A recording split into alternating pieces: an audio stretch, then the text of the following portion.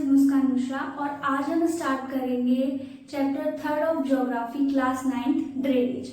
अब ये जो ड्रेनेज चैप्टर है उसका थोड़ा सा हम ओवरव्यू ले लेते हैं। ये ड्रेनेज चैप्टर सबसे पहले बात करता है ड्रेनेज के बारे में, उसके बाद ये ड्रेनेज बेसिन के बारे में बात करता है, उसके बाद ये वाटर डिवाइड क्या होता है, मतलब दो स्ट्रीम्स को सेपरेट कैसे किया जाता है उसके बारे में बात करता है।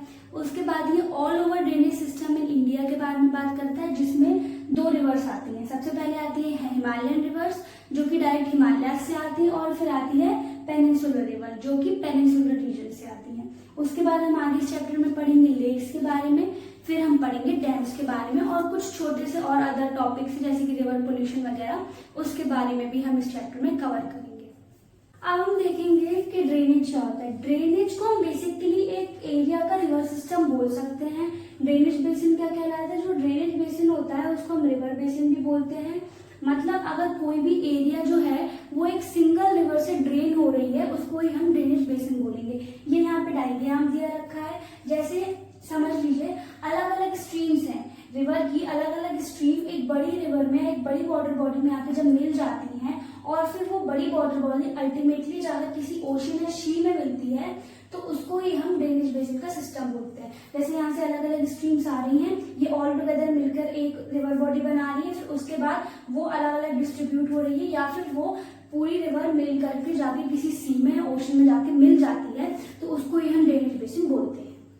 अब हम देखेंगे what is water divide. Water divide नाम से ही समझ में आ रहा होगा कि वाटर को डिवाइड करने वाला, ठीक है। वाटर डिवाइड क्या होता है, कोई भी अपलैंड या माउंटेन, अगर कोई भी अपलैंड या माउंटेन किसी भी ड्रेनेज बेसिन को सेपरेट कर रही है दो स्ट्रीम्स में तो उसको हम वाटर डिवाइड बोलेंगे। ये यहाँ डायग्राम दे रखा है, जैसे ये एक वाटर आ रहा है, एक स्ट्रीम आ रही है, वो स्ट्रीम्स को दो पार्ट में डिवाइड कर रहा है। क्या यहाँ पे बनी हुई चीज, वो क्या हो सकता है, वो कोई माउंटेन भी हो सकता है और कोई अपलैंड भी हो सकता है, ठीक है। इसमें क्या लिखा हुआ है, एनी अपलैंड और mountain which separates two adjoining drainage basin is known as water divide.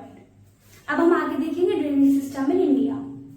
Drainage system को हम रिवर सिस्टम इन इंडिया के नाम से भी जानते हैं। अब रिवर सिस्टम में दो टाइप की रिवर्स आती है। सबसे पहले आती है हिमालयन रिवर्स जो कि हिमालय से ओरिजिनेट होती है, फिर आती है पेनिनसुलर रिवर जो कि पेनिनसुलर रीजन से ओरिजिनेट होती है। सबसे पहले हम देखेंगे हिमालयन रिवर्स। जो हिमालयन रिवर्स होती है वो ओरिजिनेट कहाँ से होती है, हिमालय से। उसके बाद ये पेरेनियल होती है। अब पेरेनियल क्या होती है, पेरेनियल का मतलब ये होता है कि इनमें जो पानी है वो थ्रू आउट द ईयर रहता है, ठीक है। और ये इनमें पानी आता कहाँ से है, इनमें पानी रेन और मेल्टेड स्नो से आता है।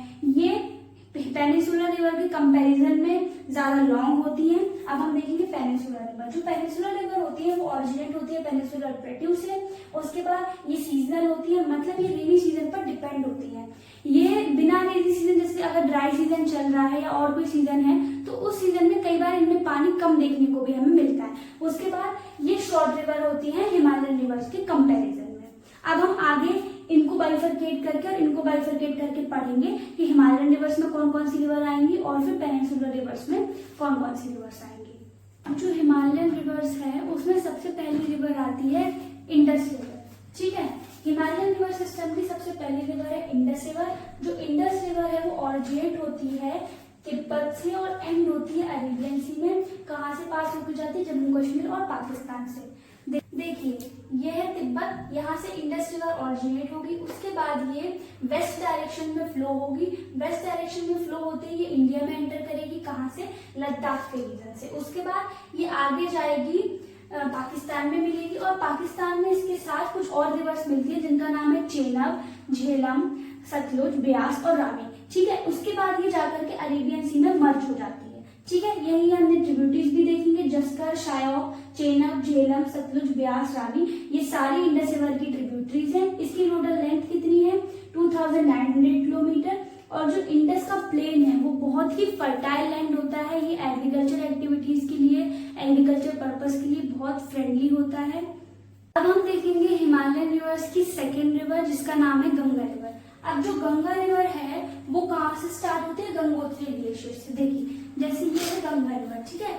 यहाँ पर गंगोत्री ग्लेशियर से दो रिवर ओरिजिनेट होती है, पहली होती है भागीरथी और दूसरी होती है अलकनंदा। अब ये दोनों रिवर जाकर के मिलती हैं देवप्रयाग में और देवप्रयाग से ये गंगा रिवर का फॉर्मेशन करती हैं। फिर गंगा रिवर आगे चलती जाती है और फिर वो वेस्ट बंगाल की फरक्का एरिया में बाइफरकेट होकर के हुगली और भागीरथी में जाकर के बाइफरकेट होती है और फिर जाकर बे ऑफ बंगाल में मिल जाती है। ठीक है, the headwaters of Ganga called Bhagirathi, इसको भागीरथी बोलते हैं, जो कि गंगोत्री ग्लेशियर से ओरिजिनेट हुई थी। ठीक है, उसके बाद जो गंगा रिवर है वो बाइफरकेट होती है फरक्का में, जैसे मैंने आपको पहले बता दिया, वो हुगली और भागीरथी में बाइफरकेट करती है। अब इसकी ट्रिब्यूटरीज क्या है? इसकी ट्रिब्यूटरीज है यमुना, घाघरा, गंडक, कोसी, चंबल, बेतवा और सोन। ठीक है, इसकी टोटल लेंथ है 2500 किलोमीटर, मतलब ये इंडस रिवर से छोटी रिवर है, लेंथ 2500 किलोमीटर। अब जो नॉर्थ इंडिया का एग्रीकल्चर सिस्टम है, नॉर्थ इंडिया की जो भी एग्रीकल्चर एक्टिविटी होती है वो मोस्टली हम बोल सकते हैं वो ओवरऑल गंगा रिवर पर ही डिपेंडेंट होती है। अब इसके बाद हम देखेंगे ब्रह्मपुत्र रिवर। अब ये जो ब्रह्मपुत्र रिवर है इसके बारे में हम देखेंगे। जो ब्रह्मपुत्र रिवर है वो ओरिजिनेट होती है तिब्बत से और मानसरोवर लेक के ईस्ट से। अब जो ब्रह्मपुत्र रिवर है वो यहाँ से ओरिजिनेट हो रही है, ये है तिब्बत, यहाँ से ओरिजिनेट हो रही है और मानसरोवर रिवर जो है, मानसरोवर लेक जो है उसके ईस्ट के एरिया से पड़ रही है। ठीक है, तिब्बत से ओरिजिनेट होकर ये इंडिया में कहाँ से एंटर हो रही है? ऐसे आती है और इंडिया में कहाँ एंटर होती है? यहाँ। ये जो एरिया है वो क्या है? अरुणाचल प्रदेश का। ठीक है, उसके बाद ये जाकर के बे ऑफ बंगाल में मर्ज हो जाती है। अब Brahmaputra river originate from Tibet and east of Mansarovar lake, ये हमने पढ़ लिया। उसके बाद it take a U turn on reaching the Namcha Barwa and enter Indian Arunachal Pradesh. अब ये नामचा बरवा नाम की एक जगह है, वहां से यू टर्न लेती है ब्रह्मपुत्र रिवर और फिर इंडिया में अरुणाचल प्रदेश में एंट्री होती है। अब इसकी ट्रिब्यूटरीज क्या है? इसकी ट्रिब्यूटरीज है दिहांग और लोहेर। अब तिब्बत में इस रिवर में कम वॉल्यूम होता है वाटर में, तिब्बत में ब्रह्मपुत्र रिवर में वाटर में वॉल्यूम कम होता है और सिल्ट भी कम पाई जाती है। क्यों? क्योंकि वहां पे ड्राई रीजन होता है और वहां पे रेनफॉल कम हो रही है। ठीक है, उसके बाद इंडिया में क्या होता है? इंडिया में जब ये रिवर आती है तो ये एक ऐसे रीजन से पास होती है जहाँ पे रेनफॉल हाई हो रही होती है और इस रिवर में फिर वहां उस रीजन से निकलने के बाद इस रिवर में मतलब ब्रह्मपुत्र में लार्ज वॉल्यूम ऑफ वाटर हो जाता है और considerable amount of silt add on हो जाता है। अब इसके बाद हम देखेंगे पेनिनसुलर रिवर्स। अब जो पेनिनसुलर रिवर है वो दो पार्ट में डिवाइडेड है, वेस्ट फ्लोइंग रिवर्स और ईस्ट फ्लोइंग रिवर। सबसे पहले हम देखेंगे वेस्ट फ्लोइंग रिवर, जिसकी पहली रिवर है नर्मदा रिवर। अब नर्मदा रिवर ओरिजिनेट कहाँ से होती है? अमरकंटक हिल से मध्य प्रदेश में। आप में से कौन कौन मध्य प्रदेश से मुझे जरूर बताइएगा। सपोज करिए ये है एमपी, तो एमपी का ये एरिया है अमरकंटक हिल, यहाँ से नर्मदा रिवर ओरिजिनेट हो रही है। क्या हो रही है? यहाँ से बन रही है। ठीक है, यहाँ से ओरिजिनेट होकर के वो कहाँ जाती है? गुजरात। ठीक है, गुजरात जाके वो फिर अरेबियन सी में मिल जाती है। ये है अरेबियन सी और ये है गुजरात। ठीक है, ये पूरा उसका है। अब it make some scenic location. अब जो नर्मदा रिवर है वो कुछ सीनिक लोकेशन बनाती है, जैसे कि धुआंधार फॉल और मार्बल रॉक। आप मुझे कमेंट सेक्शन में बताइएगा कि धुआंधार फॉल कहाँ लाई करता है। जितने एमपी से उनको तो पता ही होगा कि धुआंधार फॉल कहाँ लाई करता है, तो मुझे कमेंट सेक्शन में जरूर बताइएगा। इसके बाद नर्मदा रिवर के बाद हम अब अगली रिवर देखेंगे। अब जो सेकंड पेनिनसुलर रिवर है वेस्ट फ्लोइंग, वो है तापी रिवर। ये लास्ट है बट नॉट द लीस्ट। जो तापी रिवर है वो ओरिजिनेट होती है from Satpura ranges in Betul district of Madhya Pradesh. भाई मध्य प्रदेश से कितनी रिवर निकल रही है? देखो, जैसे ये है एमपी, ठीक है, यहाँ से नर्मदा रिवर निकली अगर अमरकंटक हिल से, तो उसके पैरेलल में ही यहाँ से बैतूल से सतपुरा रेंजेस से निकलेगी कौन सी रिवर? तापी रिवर। अब यहाँ से निकल के ये कहाँ जाएगी? महाराष्ट्र के एरिया में भी पास करती है और गुजरात के एरिया से भी पास करती है। महाराष्ट्र और गुजरात से पास होकर के फिर ये कहाँ चली जाएगी? यहाँ अरेबियन सी में। ठीक है, महाराष्ट्र और गुजरात से पास होकर ये अरेबियन सी में जाकर के मिल जाएगी। ये पैरेलल जरूर चलती है नर्मदा रिवर के, पर इसकी लेंथ नर्मदा रिवर से थोड़ी कम है। अब कुछ और ऐसी रिवर जो कि वेस्ट की तरफ फ्लो करती है, मतलब ईस्ट से वेस्ट की तरफ फ्लो करती है, वो है साबरमती रिवर, माही रिवर और भरतपुजा रिवर। एक दो रिवर और है सच एज पेरियार रिवर। यहाँ पे ये हमारा पेनिनसुलर रिवर का वेस्ट फ्लोइंग रिवर्स खत्म होती है। अब इसके बाद हम देखेंगे पेनिनसुलर रिवर पार्ट का ईस्ट फ्लोइंग रिवर्स। अब हमारे पेनिनसुलर रिवर की जो पहली ईस्ट फ्लोइंग रिवर है वो है गोदावरी रिवर। गोदावरी रिवर कहाँ से ओरिजिनेट होती है? ये नासिक डिस्ट्रिक्ट ऑफ महाराष्ट्र। मतलब ये अगर महाराष्ट्र है तो ये महाराष्ट्र महाराष्ट्र के, ये महाराष्ट्र है, तो यहाँ के नासिक डिस्ट्रिक्ट से ऑरिजिनेट हो रही है, यहाँ के नासिक डिस्ट्रिक्ट से ऑरिजिनेट हो रही है और एंड कहाँ होगी, बे ऑफ बंगाल में। मतलब यहाँ से जाके यहाँ बे ऑफ बंगाल है, तो यहाँ बे ऑफ बंगाल में जाके मर्ज हो जाएगी, ठीक है। ऑब्वियसली अब जो वेस्ट फ्लोइंग थी वो यहाँ से जाके अरेबियन सी में मिल रही थी, तो जो ईस्ट फ्लोइंग वो यहाँ के बे ऑफ बंगाल में मिलेंगी, ठीक है।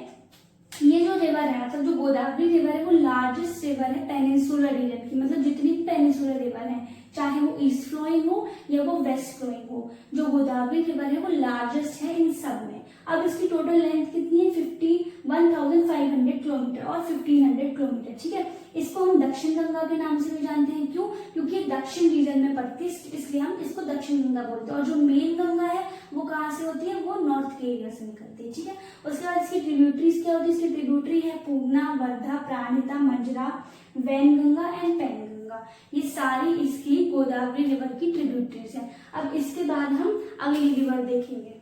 अब जो पेनिनसुलर रिवर है उसकी अगली ईस्ट फ्लोइंग रिवर कौन सी है, महानदी। अब जो महानदी है वो ऑरिजिनेट होती है from the highlands of Chhattisgarh, मतलब बेसिकली छत्तीसगढ़ के एरिया से ऑरिजिनेट होती है।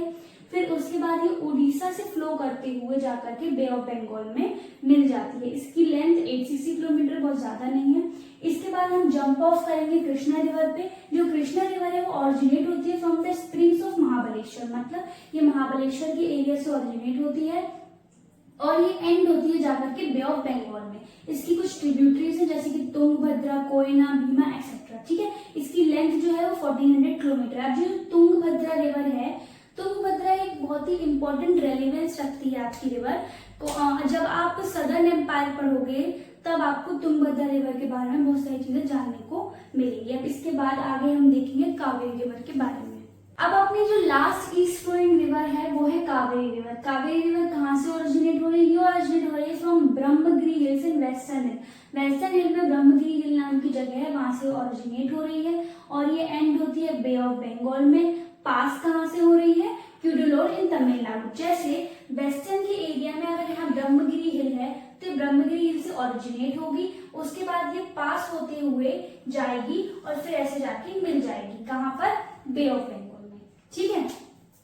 उसके बाद इसकी टोटल लेंथ कितनी है, 760 किलोमीटर। इसकी ट्रिब्यूटरीज कौन कौन सी है, अमरावती, हेमवती, काबिनी।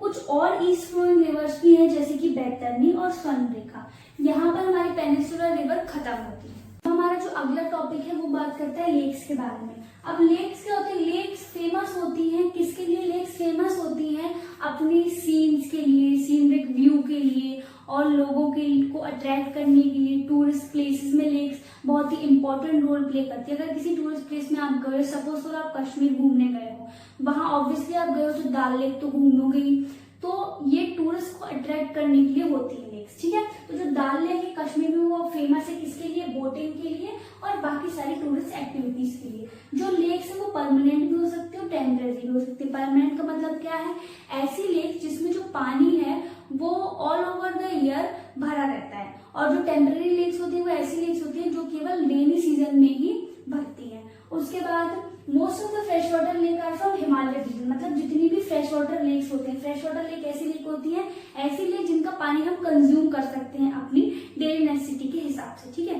तो जो फ्रेश वाटर लेक होती है वो ज्यादातर हमें हिमालयन रीजन से मिलती हैं और वो हमें ग्लेशियर के ओरिजिन से की वजह से ही मिली है, ठीक है। मतलब ग्लेशियर का पानी जब मेल्ट होता है तो वो as a fresh water lake के फॉर्म में हमें मिलता है। उसके बाद वुलार लेक जो है वो टेक्टोनिक एक्टिविटी से बनी हुई है। वुलार लेक है जम्मू कश्मीर में, वो टेक्टोनिक एक्टिविटीज की वजह से, मतलब जो टेक्टोनिक प्लेट्स हैं उनकी एक्टिविटी की वजह से बनी हुई है। कुछ और फ्रेश वाटर लेक है सच एज भीमताल, नैनीताल और बारापानी, ये भी कुछ बहुत ही इंपॉर्टेंट फ्रेश वाटर लेक है। और एक चीज और, एक पॉइंट में मिस कर गई कि जो वुलार लेक है वो इंडिया की लार्जेस्ट लेक है, ठीक है। इसके बाद हम नेक्स्ट टॉपिक देखेंगे।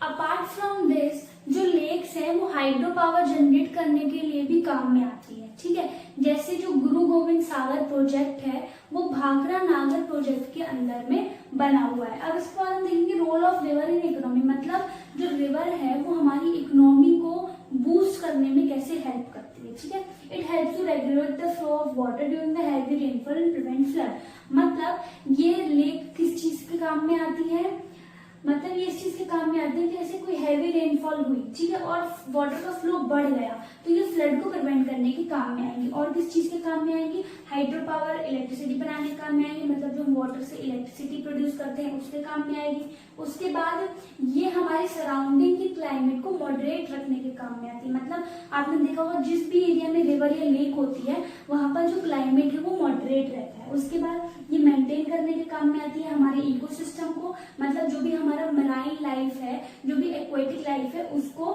मेंटेन करने के काम में आती है। और उसके बाद ये हमारे एरिया की, हमारे कंट्री की नेचुरल ब्यूटी को इनहेंस करती है। ये जो है ये टूरिज्म भी डेवलप करने के काम में आती है। मतलब हमारा एरिया अगर सीनरिक व्यू के साथ होगा तो ऑब्वियसली टूरिस्ट जो है वो ज्यादा अट्रैक्ट होंगे उस व्यू की तरफ।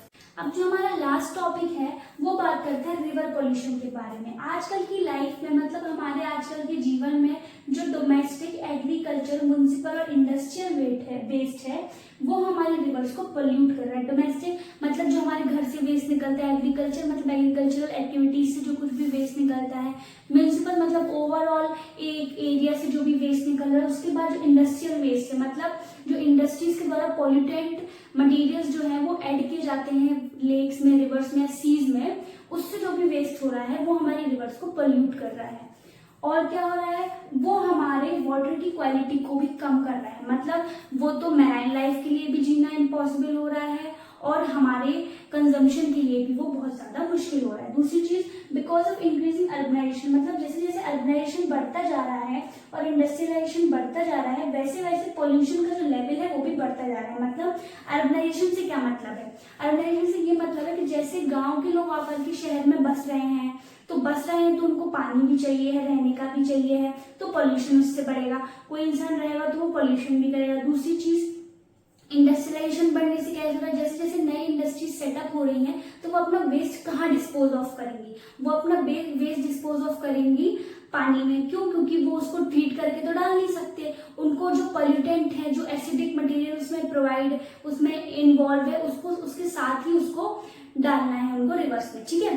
तो इसीलिए हमारे जो रिवर का पॉल्यूशन है वो बढ़ता जा रहा है धीरे धीरे। यहाँ पर ये हमारा चैप्टर 3 कंप्लीट होता है, ड्रेनेज। इसके बाद हम नेक्स्ट चैप्टर करेंगे चैप्टर 4 जिसका नाम है क्लाइमेट।